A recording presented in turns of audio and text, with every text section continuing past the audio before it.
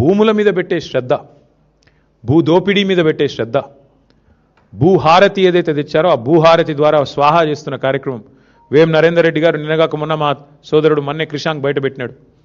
ఎట్లా కే సముద్రం మండలంలో అసైన్డ్ పట్టాలను రాయించుకున్నాడు, భూహారతి ద్వారా ఎట్లా స్వాహా చేసినాడు మా సోదరుడు బయటపెట్టాడు. నిన్న శంషాబాద్లో ఎంఆర్ఓ గారి కార్యాలయం మీద ఏసీబీ రైడ్ అయితే అక్కడ కూడా జరిగిన భూదోపిడి, ముఖ్యమంత్రి గారి అనుచరుడు 90 ఎకరాల సీలింగ్ భూమిని ఎంఆర్ఓ స్థాయిలో కలెక్టర్ స్థాయిలోనే ఉత్తర్వులు ఇచ్చేసి ఉత్తర్వులు కూడా ఉన్నాయి, కావాలంటే మీకు ఇస్తాను. దోపిడీ ఎట్లా చేశారు, 1000 కోట్ల విలువైన భూమిని నిన్ననే ఏసీబీ రైడ్లో దొరికినారు. వీటి మీద ముఖ్యమంత్రి గారి దగ్గర సమాధానం ఉండదు. వాటి మీద ఉన్న శ్రద్ధ, వాటి మీద ఉన్న ఆసక్తి, భూ కొనుగోళ్లు, భూ దందాల మీద ఉన్న శ్రద్ధ భూమిని నమ్ముకున్న రైతు మీద నీకు లేదు. ఇది వాస్తవం. ఉంటే పరిస్థితి ఇట్లా ఉండదు. అందుకే నేననేది ఉత్తమ్ కుమార్ రెడ్డి